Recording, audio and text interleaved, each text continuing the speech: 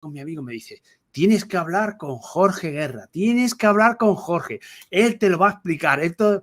Y bueno, y antes de que yo diga nada, quizás lo ideal sería darle la bienvenida porque está aquí con nosotros. Bienvenido, Jorge. ¿Cómo estás? ¿Qué tal? Buenos días, bien hallado. Gracias, Elías, por invitarme y esperemos pasar un rato de charla que se aclaren determinados aspectos de la historia, sobre todo, y de la actualidad.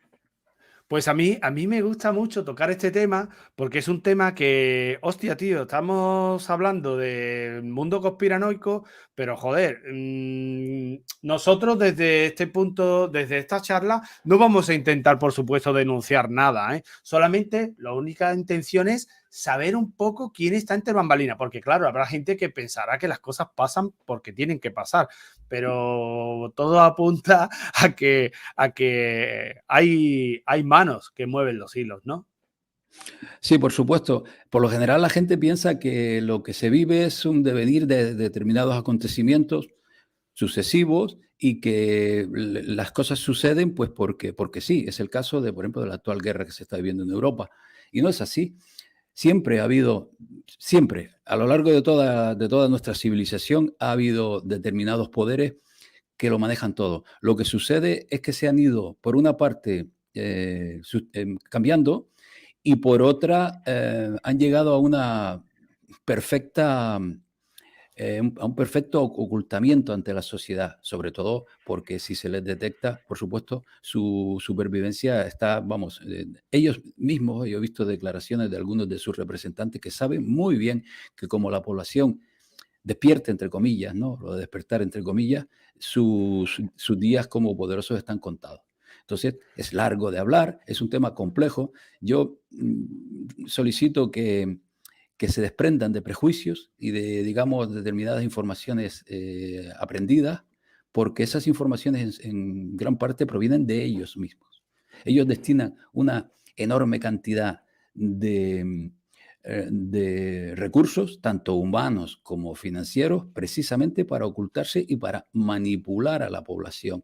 Y en estos tiempos que estamos viviendo ahora mismo, su mayor manipulación es mental a través de los medios de comunicación y de todo lo que se llama las nuevas tecnologías, videojuegos. Están en Hollywood, están absolutamente en todo manipulando la psiquis de la humanidad. No solo eso, sino que quienes indagamos en esto sabemos cuándo ocurrió, quiénes son los personajes que se dedicaron a preparar todo esto para manipularnos porque nos conocen mejor que nosotros mismos, ¿no? Entonces es un tema largo que intentaré sintetizar en la medida de lo posible, sobre todo porque casi cada tema que toquemos requiere de otro programa. Entonces, espero apuntar bien en ese sentido. Muy bien, pues te lo voy a agradecer porque, bueno, aquí vamos a intentar tener una visión panorámica. Y bueno, ya veremos si la gente demanda y si el vídeo interesa, poder hacer otro vídeo en futuro. Me ha gustado eso de que eso que has dicho de que a través de los medios de comunicación, porque es que realmente hoy no hay discrepancia. Mira, Jorge, hay unos chavales en Madrid que han hecho un trabajazo, pero un trabajazo que me lo estoy comiendo con papas todos los días, me pego 2 y 3 horas viendo lo que han hecho. Han hecho un trabajazo sobre un tema súper importante que pasó hace unos años y que vamos a hacer aquí en vídeo y vamos a hablar con ellos y vamos a hablar con más gente, y estoy intentando montar una mesa redonda. Y hostia, cuando ves lo que pasaba hace tan solo 15 años en el espectro informativo, había bandos. Hoy en día no existen bandos. Está todo es institucional. Todo es, hostia, cómo lo han comprado todo, cómo se han quedado con todo, y el comecoco total, no existe una versión alternativa. No sé, estamos totalmente... Ellos lo que nos quieren llevar es hacia el pensamiento único. Su idea es que haya un pensamiento único. En ese pensamiento único, ellos han inculcado, digamos, una trampa que es la bipolaridad, ¿no? Ellos saben que la psiquis humana se desenvuelve como un péndulo, de un lado a otro. Y de ahí son los dos espectros del color político, ¿no? Tanto el derecho como el socialdemócrata y no más, ¿no? Y para eso han utilizado sobre todo los medios de comunicación, sin duda. Pongo un ejemplo. La familia que más poder económico tenía a finales del siglo XIX, los Rothschild, cuando por entonces determinados periodistas fueron detectando sus tramas, lo que hicieron fue empezar a comprar los medios de comunicación, y a partir de ahí, absolutamente todos los medios de comunicación de hoy día, donde ya no hay periodistas, sino copia y pega, vienen de Sí. las agencias de noticias. Bueno, pues estas creo que son 10 agencias de noticias principales, están manejadas por 5 o 6 más familias de esta gente. Entonces, nos damos cuenta de que la práctica totalidad de los medios de comunicación casi dicen lo mismo, pero con el matiz de unos que van hacia el bando más conservador y el otro que van hacia el bando más, entre comillas, progresista, porque necesitan la fricción entre ambos. Es decir, de la antítesis, de la fricción, ellos sacan la síntesis, ¿no? Que es su objetivo. Entonces, toda esta gente... Podríamos decir que necesitan una especie de disidencia controlada, claro. Yo no diría de disidencia controlada, que también, sino necesitan escenificar que existe oposición. Y la oposición también la manejan ellos. De hecho, esto Claro. surge incluso desde la propia formación de cualquier profesional del sector, porque ellos han copado por completo lo que es el sector de la formación, de la enseñanza, también lo podemos tratar, Sí, llegar a... sí, sí, sí. Entonces, eres consciente, Elías, de que cualquiera de nosotros que haga su carrera en una universidad, se forme, pues cuando salga a su campo laboral y demás, pues lo que va a aplicar va a ser sus conocimientos adquiridos allí, salvo excepciones que siempre buscan mejorar y reciclarse. Bueno, pues es la sociedad que tenemos hoy día. Esto no se hizo de un día para otro, llevan más de 100 años con esta estrategia. Y hay documentos que así lo muestran, no es algo que ellos hayan escondido. Sobre todo porque después de cuando comenzó la revolución industrial y sobre todo en la Londres clasista, empezaron a surgir ideas relacionadas con que siempre debe existir una élite que gobierne a los demás. Esto es público, esto se puede leer en sus obras escritas. Siempre debe haber una élite que controla a los demás. Y la manera de controlarlos es formar a nuestros peones en determinada formación más alta y el resto de forma horizontal. Y eso se está dando hoy día, aunque parezca que no. La Sí, mayoría de sí, la sí. gente, claro, bueno, pues esa es una estrategia que viene ya de hace 100 años. Eso está relacionado, por ejemplo, con lo que es el movimiento fabiano de la Fabian Society de Londres, que es, digamos, el programa de control mundial que ahora mismo se está llevando a cabo. Estamos en un momento en que, en caso de triunfar, que yo lo dudo, yo me niego a que esta gente nos vaya a controlar por completo, pues su objetivo es esa síntesis plutocrática donde haya un grupo que gobierne el mundo, un grupo elitista. Por desgracia, ellos quieren que sea tecnócrata, y el resto de la población, pues por determinadas estrategias y herramientas que ahora mismo se están utilizando, pues estaremos completamente controlados. Y ellos lo que quieren imponer es el pensamiento único. Quien se salga de ahí, pues será desconectado del sistema, por decirlo de esa manera. Sí, será linchado y será sometido a las políticas de la cancelación que se está haciendo. Y yo creo que Mira, Jorge, tú me dices, eso no, yo me niego, pero Jorge, has visto lo que ha pasado. Tú estás viendo igual que yo lo que está pasando. Somos 4 despiertos lo que quedamos. Somos 4. No estamos solos. Estamos solos. Lo único que nosotros tenemos que hacer es organizarnos, crear nuestras redes de colaboración, y con las herramientas que tenemos hoy en día se puede hacer. Pero claro, es un poco como en la película Matrix, ¿no? Tienes que crear tus redes de colaboración y siempre se te colará gente del otro bando para intentar destruirte desde dentro, pero eso va a pasar. Yo no tengo la más mínima duda de que va a pasar, porque, Jorge, somos 4.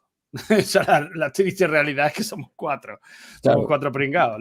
La mayoría de la gente está dormida, es feliz en el Matrix, no quiere salir de su zona de confort y aceptan todo. Pero ¿sabes qué sucede? Lo digo porque hay aspectos, por ejemplo, de esta Agenda 2030 que ellos quieren implantar, que son 17 puntos, vamos, brutales.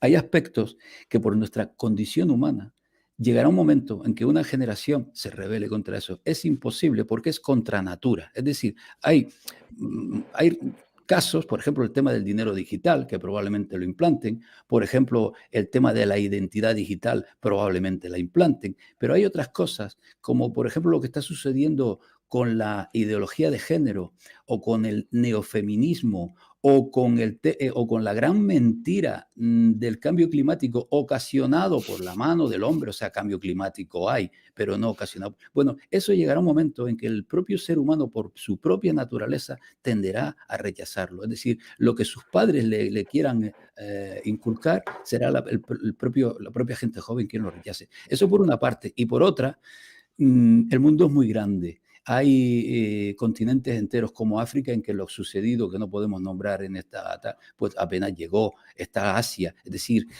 yo lo que detecto, y bastante he trabajado en ello, es que ellos lo que quieren es frenar el crecimiento de Europa y acabar con lo que es el estatus social de Europa y Estados Unidos sobre todo.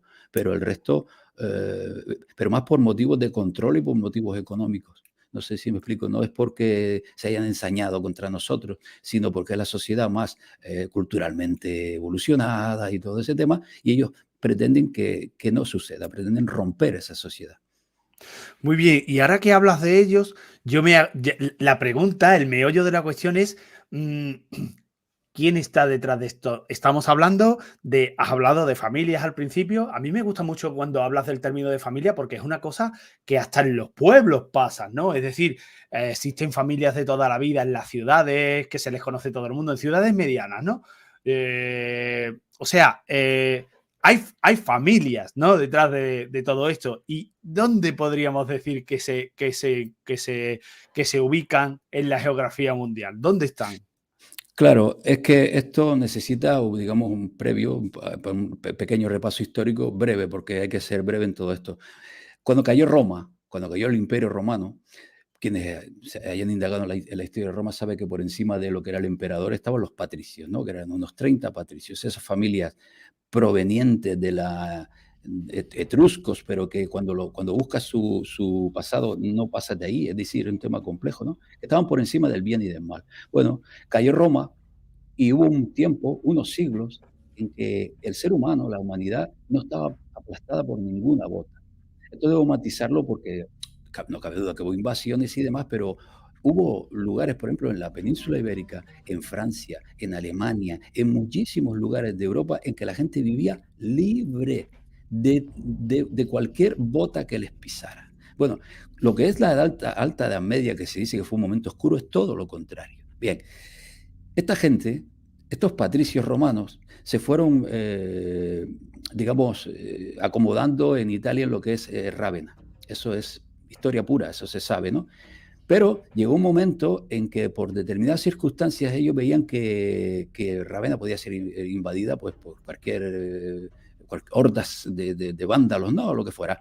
Y decidieron, en un lugar inhóspito, como es la desembocadura, los manglares, los islotes arenosos que se forman en la desembocadura del río Po, decidieron comenzar allí lo que es Venecia. Entonces, algunas de estas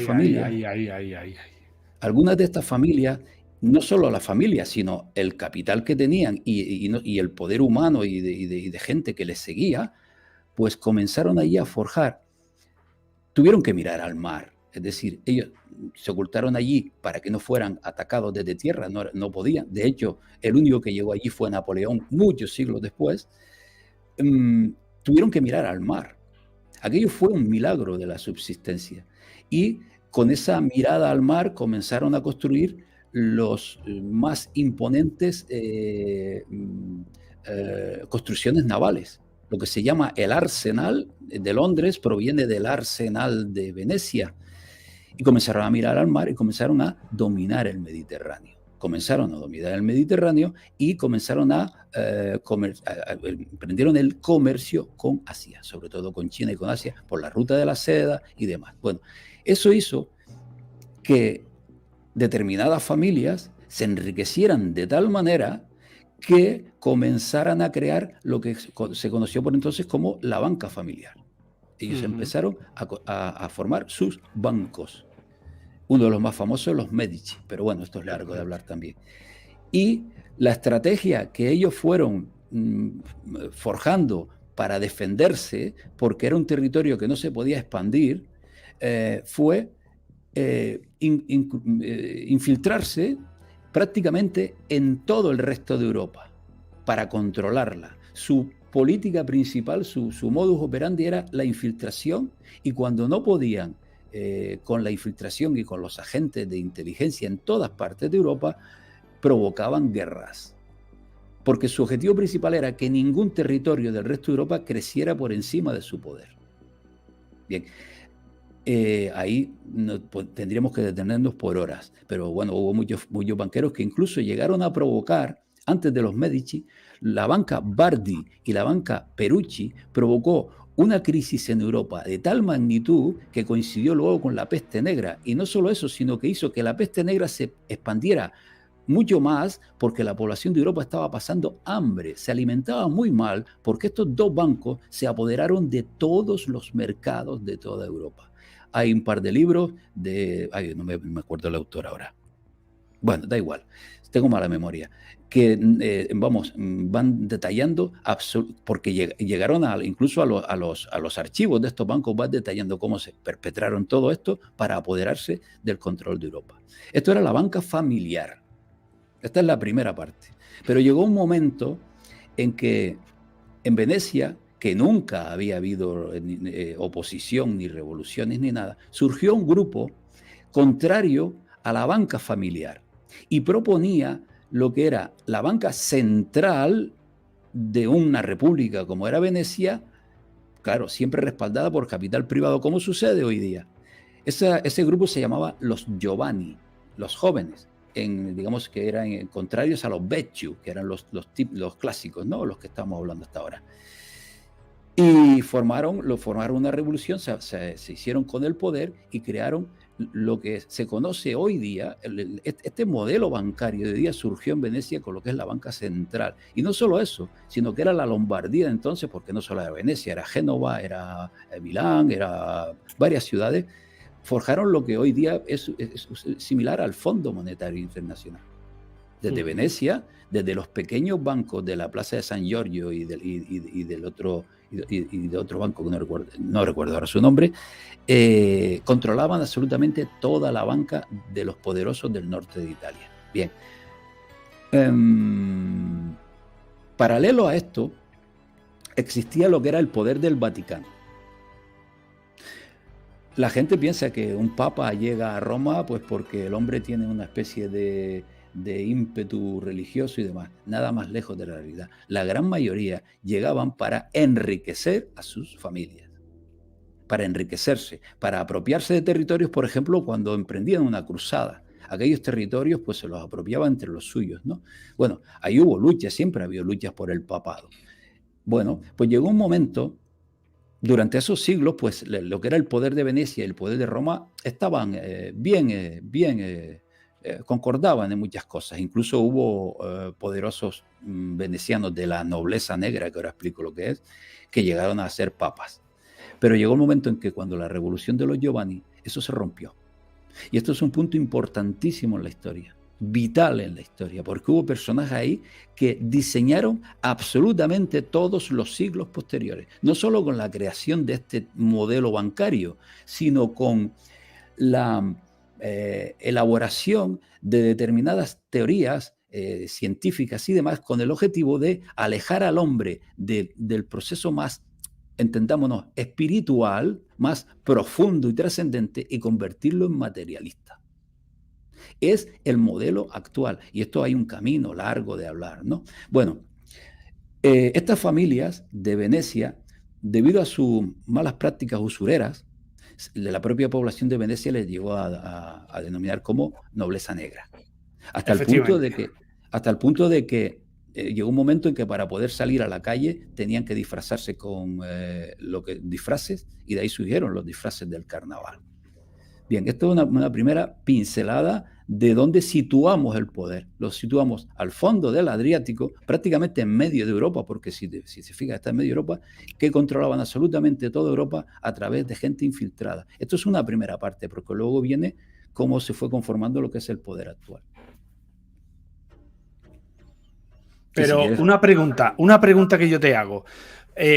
Porque claro, yo digo, vamos a ver, sí, yo entiendo la nobleza negra, las familias de las noblezas en Venecia, pero joder, ¿cómo llega eso a lo que hoy en día es el poder? Porque hoy en día el poder parece que lo tienen los anglos, pero a mí mi amigo me dice, no, no, no, no, no, siguen siendo los mismos los que controlan a los anglos.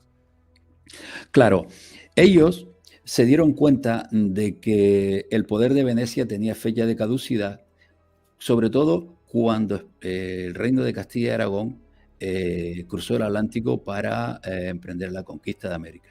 El foco económico del mundo es obvio que cambió de lugar, ¿no? Y ellos sabían que esa campaña no podían emprenderla por dos razones. Primero, por su lugar geoestratégico y segundo, porque no tenían esa flota, ni siquiera tenían tropas enfocadas a la conquista. Ellos no eran conquistadores. Bien. Y ellos lo hicieron fue preparar el camino de salida de Venecia hacia otro lugar, con su enorme capital. Eran inmensamente ricos. Y lo primero que hicieron fue desplazar su capital a los Países Bajos, lo que hoy son el Reino de Holanda, Amberes y demás. Bueno, allí empoderaron a la familia Nassau, que son familias nobles, sí, son esta nobleza, esta aristocracia que forma parte de ellos también, y fundaron el primer banco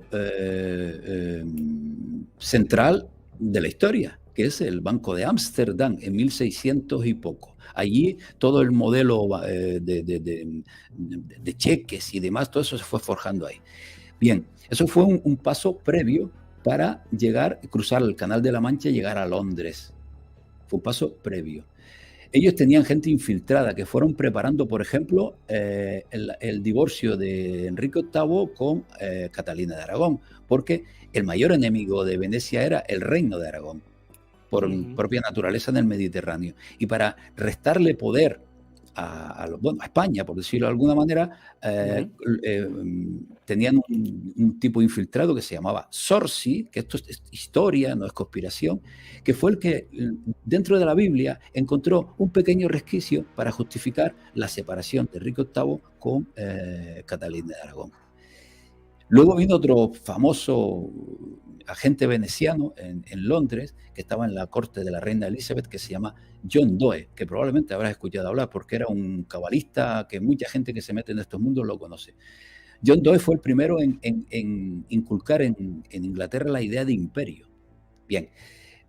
Luego vino la revolución, famosa revolución inglesa, que no fue más que una trama perpetrada por los agentes venecianos en Inglaterra. Por ejemplo, Cromwell era un agente veneciano, los Pallavicini estaban allí, eran agentes venecianos, los propios Orange Nassau, que fue el que entró en Inglaterra y tal. Entonces fue una gran mentira porque lograron una revolución para acabar con aquellos reyes, pero poco tiempo después había un banco central, que es el impresionante Banco de Inglaterra, y una monarquía parlamentaria, el modelo idóneo para esta gente. Bien, poco a poco, y aquí hay que incluir otra herramienta fundamental que fue quien forjó lo que es el imperio anglosajón, que yo le llamo anglo-veneciano, que es la Compañía Británica de las Indias Orientales. La famosa Compañía Británica de las Indias Orientales, a imagen y semejanza de las flotas navales venecianas, era una compañía colonialista que incluso tenía un ejército de hasta 200.000 soldados. Bueno, ese es el germen de lo que es el Imperio Británico. Pequeños detalles por decir. La primera compañía naval que se formó en Inglaterra se llamaba Compañía Veneciana. Y el primer partido político que se formó en Inglaterra es el Venetian Party, el partido veneciano. Es decir, que esto no es conspiración, es historia. Lo que pasa es que la historia oficial no lo cuenta. Bueno, esa fue la manera en que esta gente, viendo el declive de Venecia, porque era así, pues se desplazaron, no ellos en persona, solo algunos, los Pallavicini, por ejemplo, siguen estando en Inglaterra, los Máximos están en Londres, no solo no ellos en persona, sino su gran capital. Y así fueron forjando con su capital lo que hoy conocemos como Imperio Anglosajón, al cual yo le domino Imperio Anglo-Veneciano.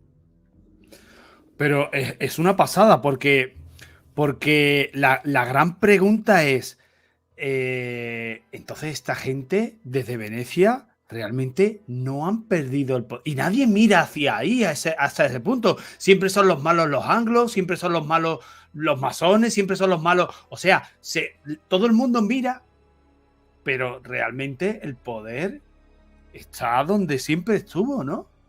Ellos se han encargado de ocultarse, porque bajo mi punto de vista el poder está no en Venecia, sino en quien gobierna una de las instituciones más milenarias del mundo, Vaticano, ¿no? es el Vaticano. Entonces, esta gente, después de la ruptura que comentaba antes, y hasta la Segunda Guerra Mundial, que lo tengo datado, documentado, todos los pasos que dieron, Napoleón era un peón suyo, por ejemplo, la Revolución Francesa la forjaron ellos para acabar con un rey y montar su banca central, es lo mismo, la República con banca central es su obra, ¿no?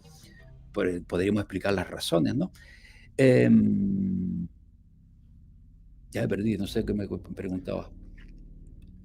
Que si han perdido el poder, te decía que si han perdido el poder. Claro, esta gente, después de esa ruptura y hasta la Segunda Guerra Mundial, lo que hicieron en lugar de destruir a su enemigo, que es el nacionalcatolicismo de toda la vida, es decir, esos papas que mencionaba antes que entraban al Vaticano para enriquecerse, lo que hicieron fue conquistar el Vaticano por dentro.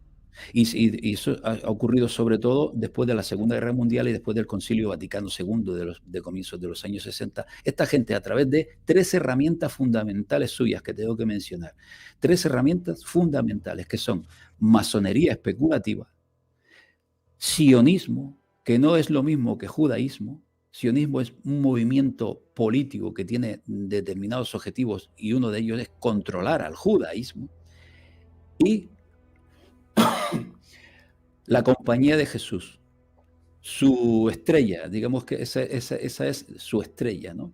Fundamental es la Compañía de Jesús. Con estas 3 herramientas, más algunas que poco a poco se han ido adueñando, como por ejemplo la impresionante y poderosísima Orden de los Caballeros de Malta, que sería largo de ver quiénes son, pues ellos se han apoderado ahora mismo del Vaticano. Y son estos príncipes de la nobleza negra, que muchos es público, que tienen, digamos, cargos dentro del Vaticano, son los que controlan el mundo porque controlan el Vaticano. Que cabría preguntarse, ¿qué significa controlar el Vaticano? Porque nada tiene que ver con religión en absoluto, tiene que ver con poder y control. La religión es su manera, ha sido su manera de controlar el mundo, sobre todo en el medievo y hasta no hace mucho tiempo. Pero ahora mismo esta gente, familias como los Máximo, familias como los Pallavicini, los antiguos Farnese, que hoy son los Borbón dos Sicilias, poderosísimos, los Torlonia, que son los banqueros del Vaticano, los Grimaldi. Los Grimaldi son peones de los Saboya. Los Saboya son poderosísimos, por ejemplo, es lo que está detrás de todo el tema de Rusia con el comercio. Los Grimaldi montaron el Principado de Mónaco para lavar el dinero de las grandes mafias y de la gran economía de Rusia. La lavan en los casinos de Mónaco, y los Grimaldi están ahí precisamente, como casi todos los monarcas y demás, para ser vigilantes de que el sistema no se les salga de madre. Los monarcas no gobiernan, los monarcas vigilan, ¿no? De la constitución que forma y demás, y ese es el objetivo, controlarlo todo. Bueno, hay más familias que podremos nombrar, pero esas son las principales, las más poderosas. Pero es una pasada conocer estas cosas, porque cuando te cuentan estas cosas, es que a mí me la contaba mi amigo, ¿no? Y claro, joder, y yo, vamos a ver, Jorge, llega un momento, yo tengo 46 años, y yo antes no me interesaba por estas cosas. Y llega un momento en el que tú estás en la edad media, lo que yo digo, en la edad media de tu vida, y tú dices, hostia, yo quiero saber de dónde vengo, quiero saber mis orígenes, quiero saber quién está por detrás, por qué soy así, por qué pasan estas cosas. Y entonces empiezas a hilar y a enganchar y a conectar.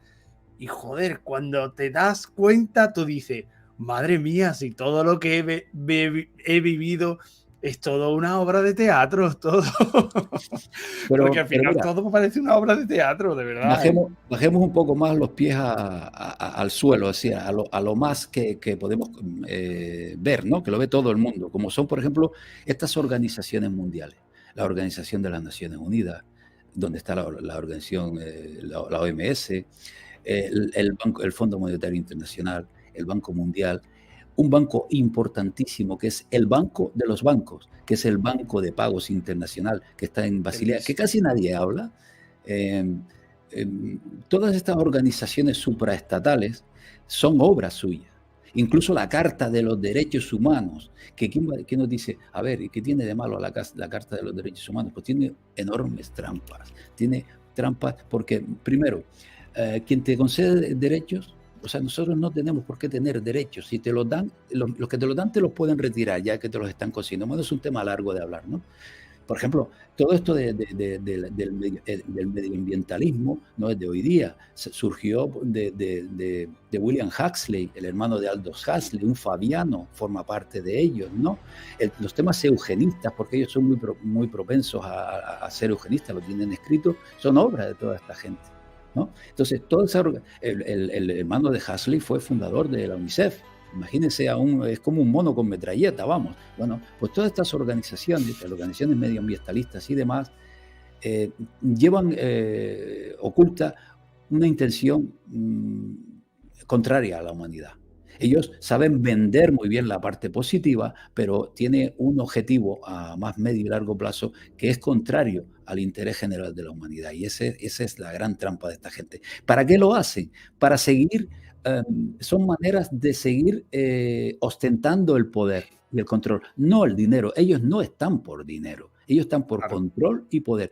Después ponen a sus testaferros, los otros, a los que conocemos todos. Sí, esa gente sí juega en el casino, ¿no? Que es el mundo, ¿no? Los Rothschild, los Rockefeller, los...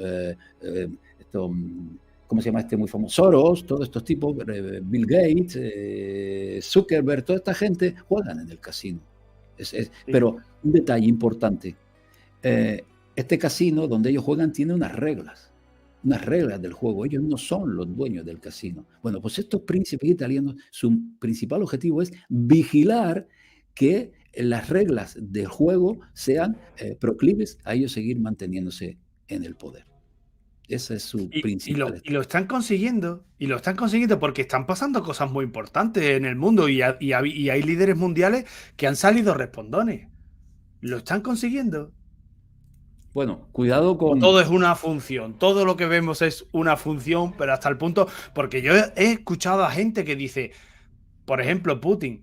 Putin es uno de los más fiables, me han dicho, Putin es uno de los actores favoritos del foro de Davos y de Klaus Schwab y de toda esta gente. O sea que tú Sí. dices, joder, ¿se está rebelando contra el nuevo orden mundial o todo es una pantomima? Ellos necesitan que haya una idea bipolar. Esto es fundamental. La mente humana funciona así. Necesitan creer que hay enfrentamiento. Putin es un peón suyo, pero de libro. Putin trabaja para la familia Saboya, porque la familia Saboya siempre ha tenido control económico por historia. Cuando ellos eran los reyes del Piamonte en Italia, a través del Mar Negro siempre han tenido el control de la economía de Rusia. Entonces Putin, que no olvidemos que surge de la KGB, es un peón suyo. La gente dice, por ejemplo, Putin no acepta que en Rusia entre todo el tema de la ideología de género y del neofeminismo y demás.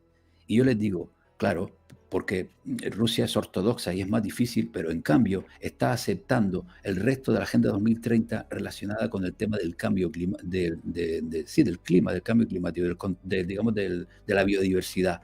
Y está llevando a cabo todos los pasos de esta Agenda 2030 para apropiarse y apoderarse y controlar absolutamente todos los recursos de Rusia que están en manos privadas y van a dejar de estarlo por estas normas, ¿no? Y todo lo que son controles y leyes. Eso sí lo está haciendo Putin. Si miramos al otro lado, yo tuve muchos problemas con mucha gente porque cuando surgió el fenómeno de Donald Trump, yo decía que Donald Trump era un mero títere que su objetivo principal era aplacar, es decir, complacer al estadounidense profundo, a ese patriota de toda la vida con rifle y con todoterreno de 20 millones de euros, lo que sea, complacer lo que es el alma de Estados Unidos. Bueno, pues fue lo que hizo. Pues es la manera que tienen ellos de significar fricción. Después de la Segunda Guerra Mundial no ha habido ninguna fricción, salvo algún presidente que se les fue de las manos, como por ejemplo Kennedy. Algún presidente que se les fue, que no pudieron controlar. Kennedy y alguno que otro más. Pero fricción... Truman, ¿no? Alguno que estuvo uno que estuvo en Vietnam o en guerras de Segunda Guerra Mundial y tal. Sí, algunos que eran auténticos patriotas, que eran Claro, gente que, claro. claro, y quisieron sacar los pies del tiesto. Efectivamente. Por ejemplo, otro más pudo ser la primera época de Perón. Digo la primera época porque luego se viró. Otro peón pudo ser De Gaulle. De Gaulle pudo ser un peón, un contrario a esta gente, ¿no? Ha habido unos Sí. pocos. Luego un presidente peruano que asesinaron. Ha habido unos pocos que se han salido del tiesto, pero por lo general ahora mismo lo tiene prácticamente controlado todo. Y Putin sin duda es un peón suyo. Y yo tengo una pregunta, Jorge. Dice, vamos a ver, todas estas cosas antes no se sabían o no era fácil saberlas y a día de hoy es muy fácil llegar porque tenemos las autopistas de la información y bueno, y si te quieres informar, te informas. Entonces puedes investigar. Internet pone al alcance, pone la desinformación y la información, tú tienes que cribar y tienes que hacer un trabajo de investigación y puedes alcanzar ideas que te vayan conduciendo a lo que podemos decir que sea lo más cercano a la verdad. Pero la pregunta es, ¿Internet no es un peligro para esta élite? Pero lo necesitan. Es que Internet es fundamental para este nuevo modelo que estamos en un proceso transitorio, esto no cabe duda. La guerra de Ucrania se creó, es una guerra pactada precisamente para formar parte de este modelo transitorio al que pretenden llevarnos. Entonces necesitan Internet. Hubo un momento, supongo que lo vivirías también, por ejemplo, a comienzos de los 2000, Internet era muy libre. O sea, Internet, sí. podías encontrar, bueno, pues estarás comprobando que poco a poco se está convirtiendo en censura prácticamente por todos lados. ¿Qué ocurre? Totalmente. Claro, que mientras haya un canal que no les haga daño, un medio de difusión, ellos no les preocupa. Pero otro detalle, lo que se divulga mayoritariamente en Internet es que los judíos controlan el mundo, que los masones controlan el mundo, que los que controlan el mundo son Klaus Schwab, Rothschild, el otro y el otro. Bueno, eso es falso. O sea, esa idea expandida por Internet es la que, por mi parte, intento ir más allá de ello. O sea, que esa idea de expandida por Internet no les preocupa, porque como decíamos, cualquiera de estos peones es prescindible. Y mientras sean prescindibles, ellos seguirán tras bambalinas controlándolo todo. Esa es su principal estrategia, convertirse en ocultos.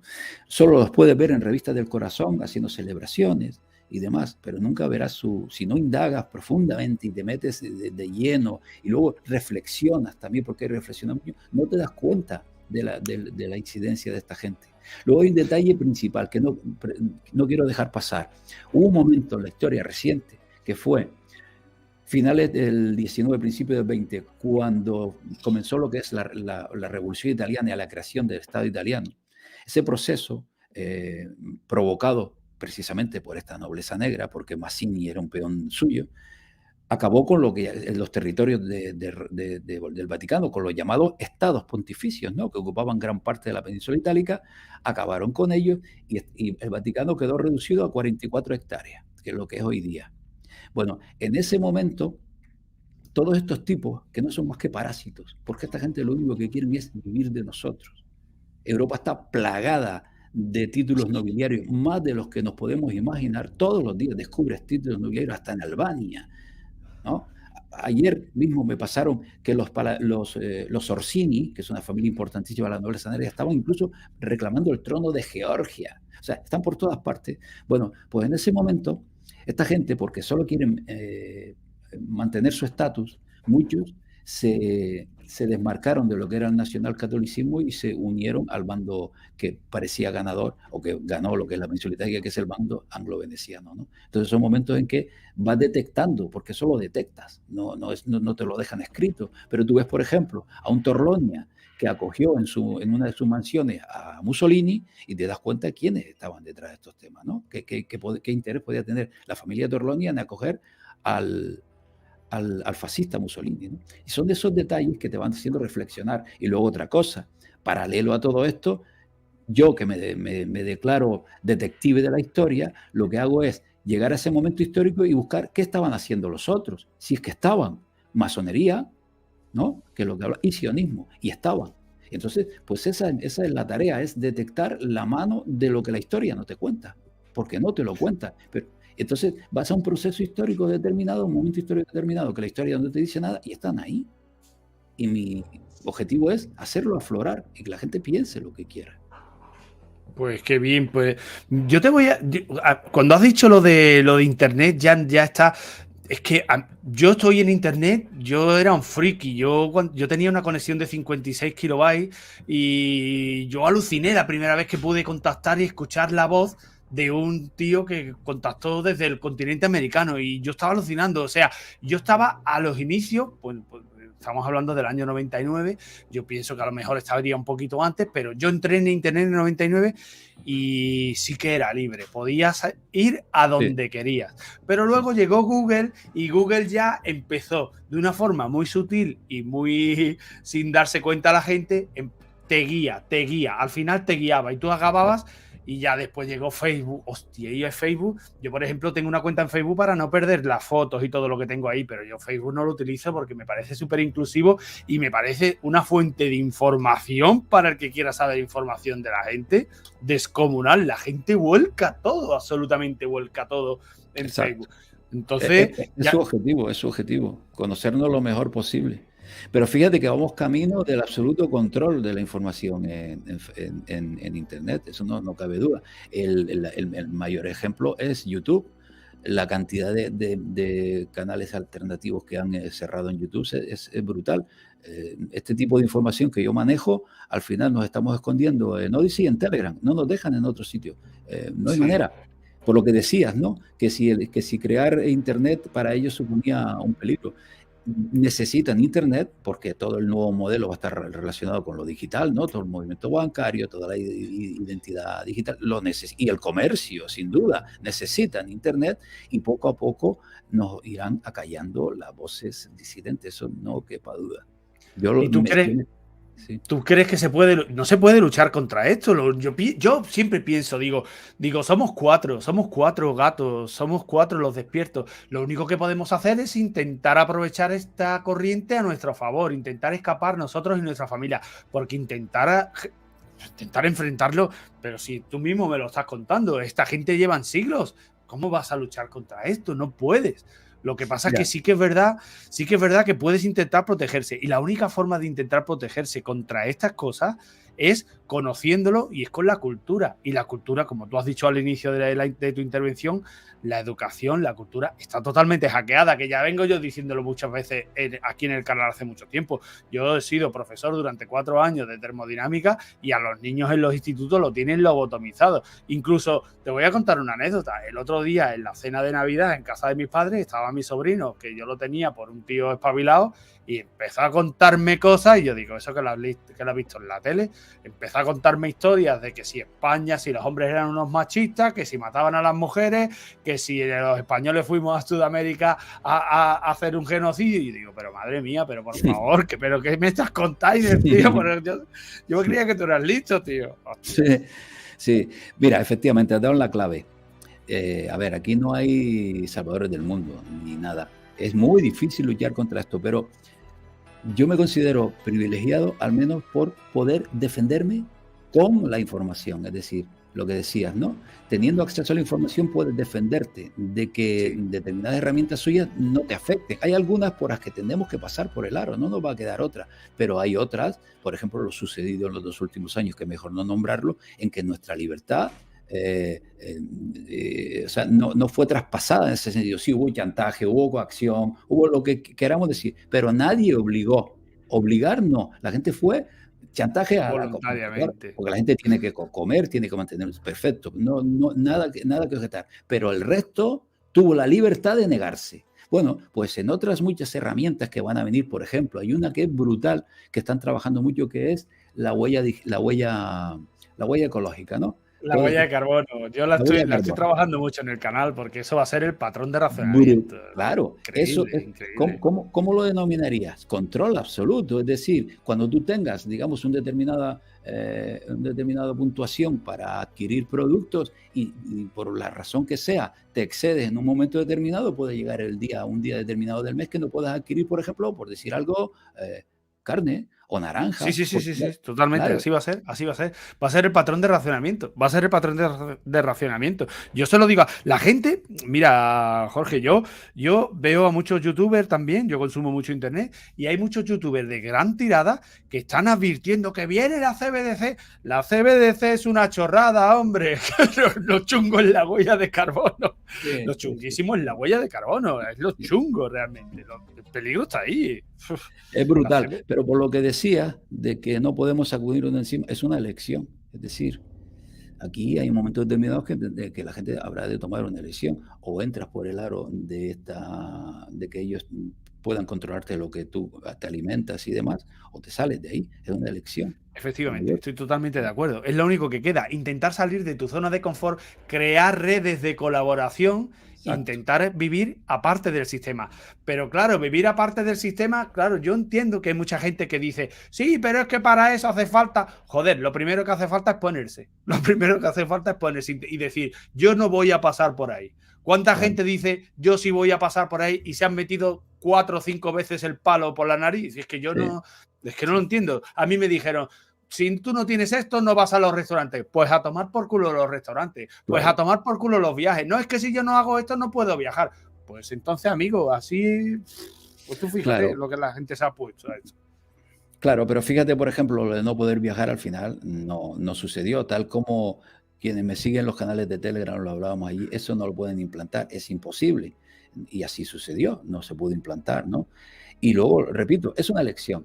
Es duro, pero es una elección. Hay detalles que podemos sacudirnos de encima, por ejemplo, si evitamos favorecerles su intención, por ejemplo, con el tema del dinero físico, en lugar de utilizar tarjetas, pues pagar con dinero físico, son detalles. O, por ejemplo, si es posible adquirir productos de cercanía que estén más cercanos al agricultor en lugar de ir a la gran superficie, es una decisión de cada cual. Pero yo, por mi parte, como soy consciente de que si lo hago estoy contribuyendo a esa agenda, pues en la medida de lo posible, sin convertirme en nada especial ni nada, en la medida de lo posible, evito sus herramientas. Eso es lo que pretendo decir. Entonces es una decisión individual y es un camino individual de cada persona. Si nos organizamos, mejor, pero si no nos podemos organizar, las acciones nuestras diarias es la clave. Es la clave. Yo respeto a quien quiera ceder y plegarse a todo esto. Me parece muy bien. No soy nadie para decirle a nadie lo que tiene que decir, porque cada cual es libre. Pero la gente que tiene un poco de conciencia, podemos evitar determinadas formas de favorecerles el trabajo, ¿no? Y ahora yo te quería preguntar, en todo el juego mundial, está claro que China es el modelo a seguir. China es el modelo. Eh, ¿Dónde estamos nosotros, Jorge? ¿Dónde estamos? ¿Dónde está España en este modelo que viene y que se nos va a imponer? ¿Dónde estamos, tío? ¿Qué pintamos nosotros en la obra esta de teatro? Nos tendrán preparado un modelo de desarrollo, no de desarrollo, un modelo económico, en el sentido de que puede ser, por ejemplo, y ahí por ahí apunta algo, que puede ser lugar, por ejemplo, para la eh, producción de determinadas tecnologías, por ejemplo. Pero siempre la última palabra la tendría Alemania o la tendría otro país, pero puede ser por ahí. Eh, no Gracias lo por el sé. superchat H77. Una cosa que yo pienso, Jorge, es que España, porque yo siempre digo a todo el mundo, digo, vale, el mundo va a girar más despacio, pero el mundo va a seguir girando. Entonces Sí, va a haber gente que va a seguir viviendo, va a haber gente que va a seguir estando bien. claro. Entonces, hostia, pues yo creo que España es un sitio fantástico para que esa gente vengan aquí a gastar su dinero, como está pasando, como ha pasado históricamente con el tema del turismo. Entonces pienso que intentar buscarse la vida ahí como una fuente de ingresos, creo que puede ser una vía de escape. Claro, Es bueno, una cosa que yo sí, pienso. pero un detalle, en esta Agenda 2030, y ya lo estamos viendo, su intención es acabar con un alto porcentaje de todos los vuelos que se dan a diario por el mundo. Y ellos lo que buscan traer a España es una especie de turismo exclusivo, es decir, no cantidad, sino calidad. El turismo de masas y del todo incluido tiene fecha de caducidad. El modelo es diferente. De hecho, Bill Gates está adquiriendo enormes propiedades relacionadas con el turismo en Baleares, por ejemplo.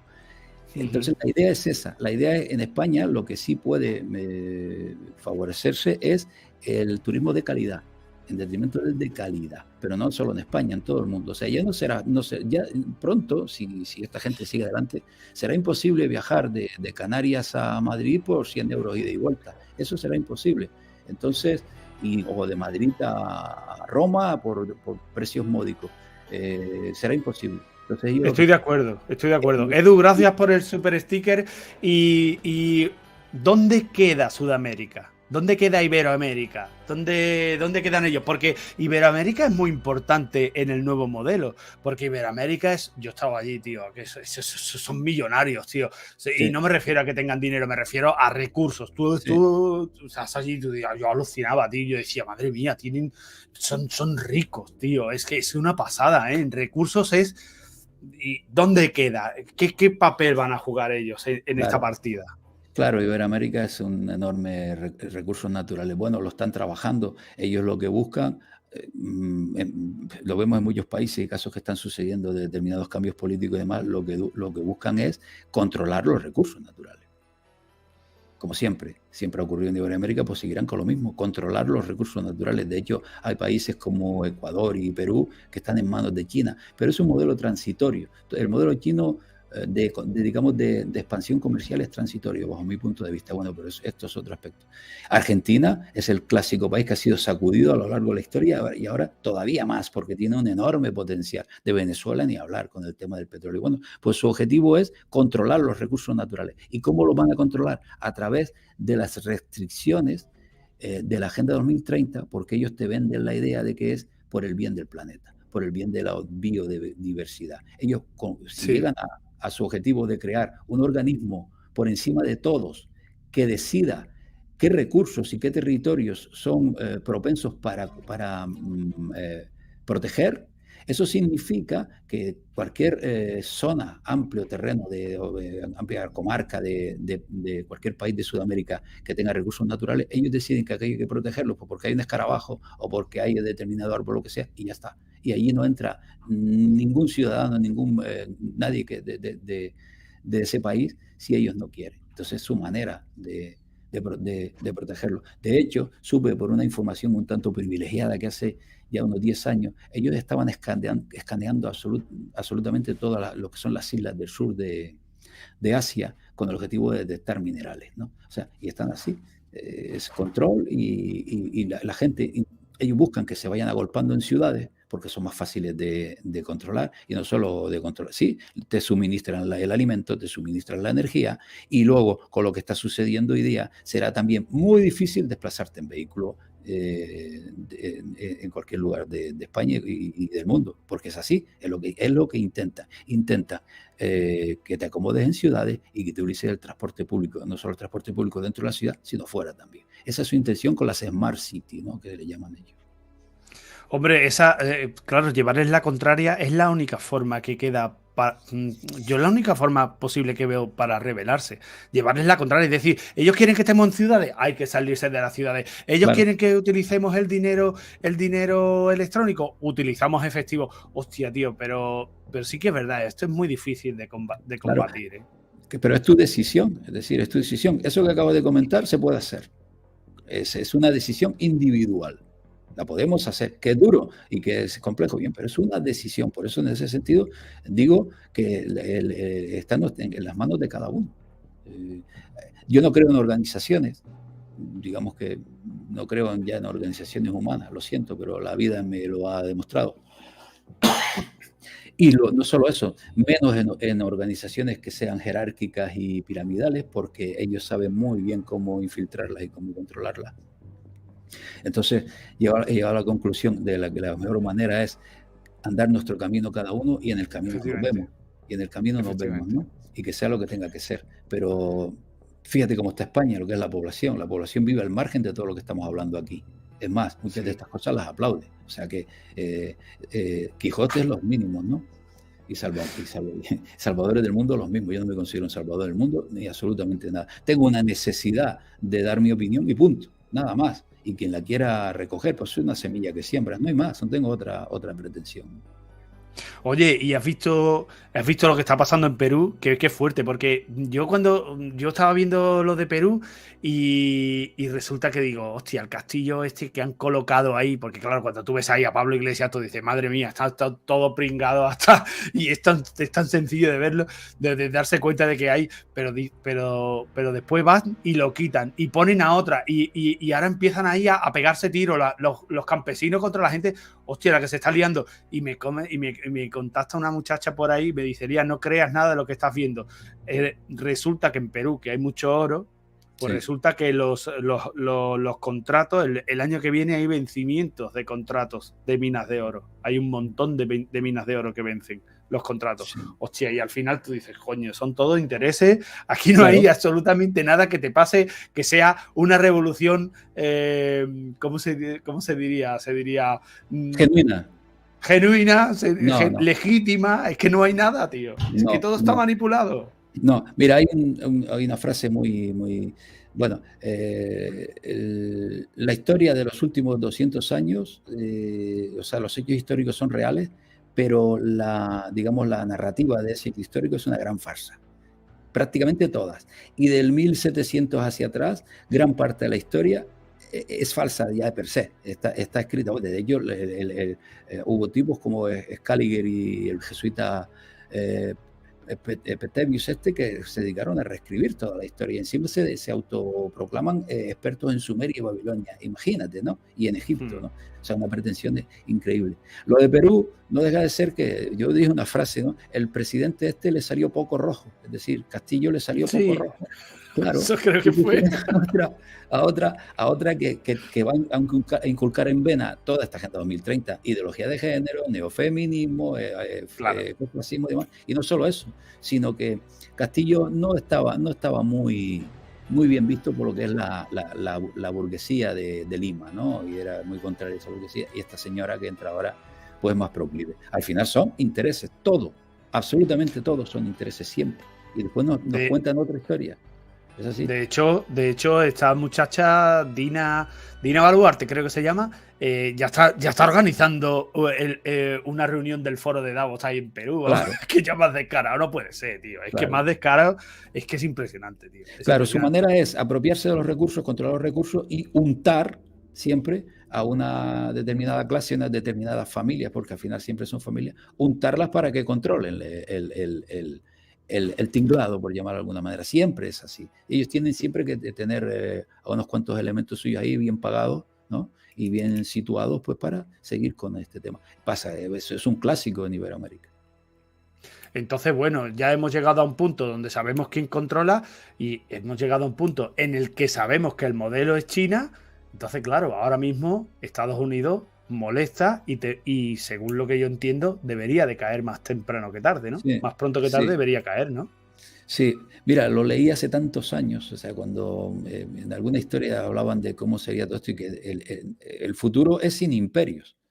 Este nuevo orden, que de nuevo tiene poco, e incluso sin el chino. Al chino lo están utilizando como modelo transitorio porque primero es un campo de experimentación brutal, aunque convengamos en que la mentalidad grupal del chino no es la misma que del Mediterráneo ni del occidental en general. Pero sí, digamos que sus experimentos allí pues tendrán una lectura por parte del poder y los traerán a Occidente, como por ejemplo todo el tema de los controles digitales y demás, que lo más que están haciendo allí, ¿no? Y no nos fiemos de nada de lo que trae China. La diferencia entre el imperio belicista estadounidense, que lo que hacía era aplastar otros países con guerras. La diferencia con China es que son más sutiles y entran con el comercio, ¿no? Y llegando a acuerdos. Hombre, más humano es, pero no deja de tener un objetivo, ¿no? Que es al final controlar en la zona. Un caso clarísimo es el tema de Afganistán, de cómo se sorprende el mundo porque Estados Unidos se retira de Afganistán, pero lo que no dicen es que ya China allí le está dando enormes sumas de dinero pues para hacer trenes, para hacer carreteras y demás, porque ¿qué hace el poder? Mira, esta es mi lectura. El poder verdadero, el que está detrás, le dice a Estados Unidos, retírate de ahí, ahora toca el modelo chino. Y Estados Unidos se retira. Y lo hizo Donald Trump en un primer paso y Biden en un segundo, pero no por decisión de los Estados Unidos, porque detrás de todos los presidentes, de todos estos poderes, pues están estos que comento, ¿no? A través, sobre todo, de las logias o incluso las órdenes de caballería, donde estos señores son bien agasajados. Casi todos estos poderosos están o en una logia masónica o en una orden de caballería, como por ejemplo la poderosísima orden constantiniana de San Jorge, que si lees la lista de los pocos que tiene ahí es impresionante, ¿no? Puedes ver, por ejemplo, cómo Carlos de Borbón dos Sicilias es recibido en el Enterprise estadounidense con honores de presidente, ¿no? Y cosas así. Entonces esa es la historia que está detrás de todo esto.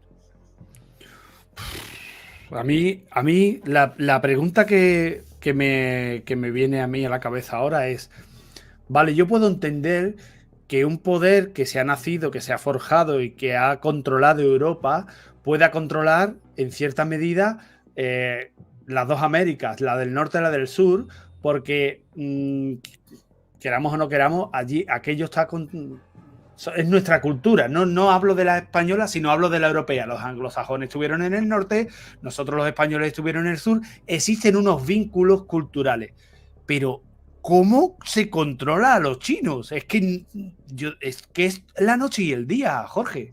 ¿Cómo se consigue eso? De otra forma, les ha costado y mucho. De otra manera, igual que Japón. Pequeño repaso histórico mínimo.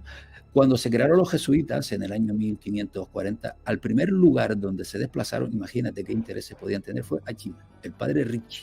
El padre Ricci y unos cuantos jesuitas llegaron de China y lo que buscaron para comprar, a complacer a aquellas familias que reinaban allí, con el tema de astrología y con temas de magia y con determinados temas, pues se los ganaron.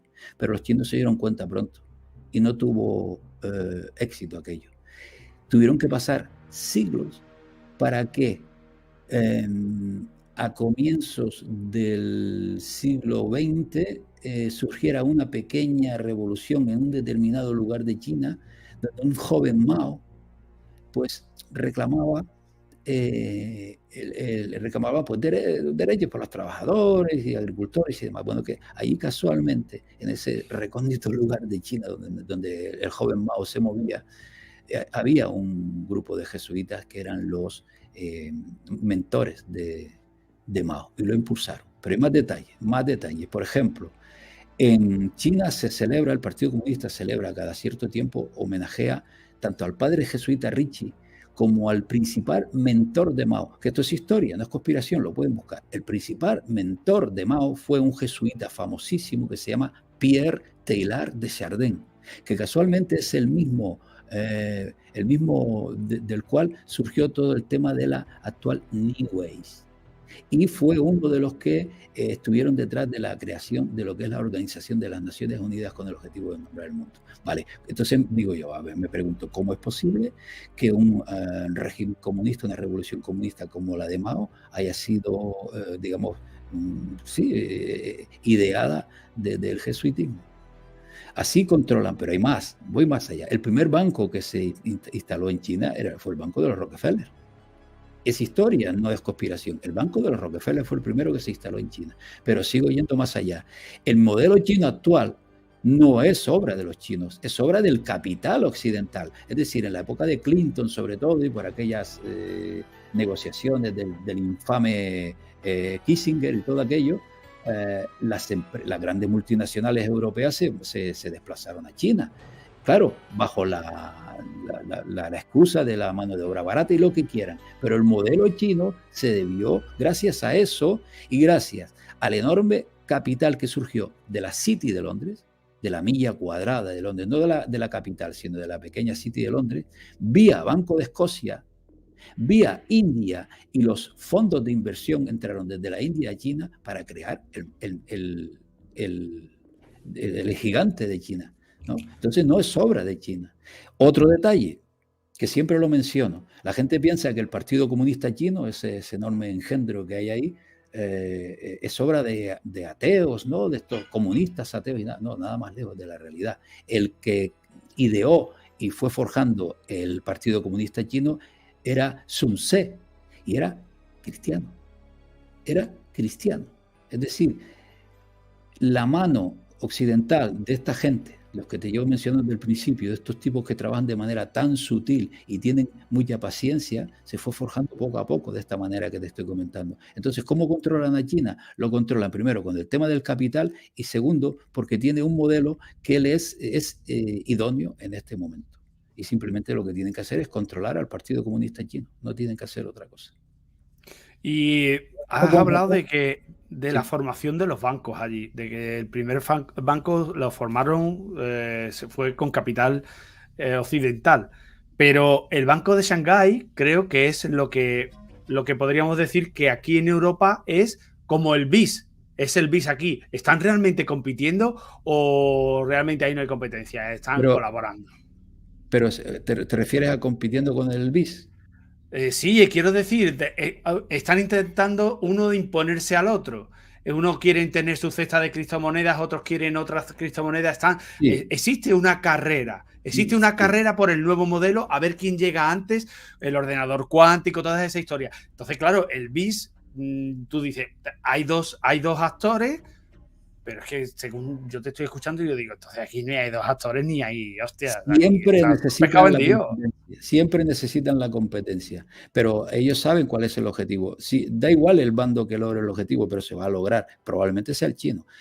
Ellos siempre ponen es como un combate de boxeo, ¿no? Los dos púgiles se dan de hostias, perdón la palabra, ahí encima, pero hay un organizador y hay un grupo que lo prepara todo. En los que organizan todo eso les da igual quién gane. Pasa igual aquí. Ellos necesitan la competencia, necesitan la fricción. Ya esos temas más profundos son, digamos, conocimientos masónicos y conocimientos ancestrales, en el sentido de que necesitan la fricción para que sea el resultado, la síntesis. Se mueven energía, ya son temas más profundos, ¿no? En esa fricción. Y la síntesis, pues probablemente sea China, sea ese banco chino, pero da igual. Y si es el otro, da lo mismo. Lo han necesitado siempre. Los dos, perdón, los dos bandos en contienda. Es una estrategia. Hostia, qué buena charla, Jorge. Me encanta que hayas venido al canal.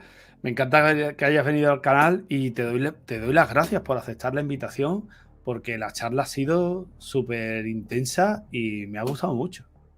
Bueno, muchas gracias. Yo solo digo que todo lo que estoy comentando está respaldado con datos. Claro, aquí sería interminable, ¿no? Y los datos saber interpretarlos, porque esta es la clave. No quedarse solo con el dato, sino la historia, este revisionismo histórico lo que tiene es que te da la posibilidad de ver todos los acontecimientos desde una perspectiva más amplia, que nos da el tiempo, ¿no? Y es ahí como hay que interpretarlo, ¿no? Y te puede llevar muchas sorpresas. Y hay que ir aprendiendo, porque son muchos años. Yo me he llevado desengaños, pero muchísimos, ¿no? Y vas aprendiendo. Así que te doy las gracias. Yo encantado de charlar estas cosas, vamos. Como si estuviéramos tomando café.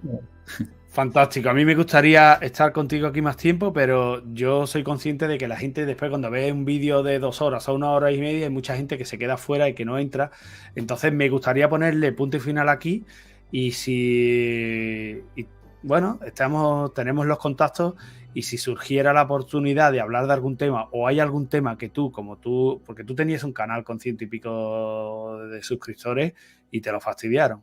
Entonces, si en algún momento determinado tú quieres, yo puedo servirte de portadora, puedo servirte de altavoz para algún mensaje que tú quieras contar. Aparte, tú tienes tus redes sociales, que yo las voy a poner en el primer comentario fijado, que me las pasaste ayer, y en el primer comentario fijado voy a poner las redes de Jorge. Creo que tienes Telegram, creo que tienes Odyssey, y ya está, ¿no? Sí, Telegram y Odyssey. Muy bien, pues lo vamos a poner ahí. Y Nada, y ya cuando está. quiera, Elías, pues cuando quiera. Yo estoy a la disposición siempre que puedas y charlamos en cualquier momento, sin problema. Oye, pues ha sido un placer. Muchísimas gracias por aceptar mi invitación. Y lo dicho, me quedo con las ganas, ha sido súper intenso. Solamente me queda preguntarte, que espero que te hayas sentido cómodo en la Sí, charla. muy cómodo, muy Y cómodo. Sí, sí. pues muchísimas gracias por haber venido. Ponemos aquí el punto y final. Así que nada más, chicos. Abajo en el primer comentario os voy a poner las redes de Jorge. Y nada, Jorge, gracias por estar aquí. Chicos, Igualmente. nos Un saludo. vemos en el próximo vídeo. Hasta luego.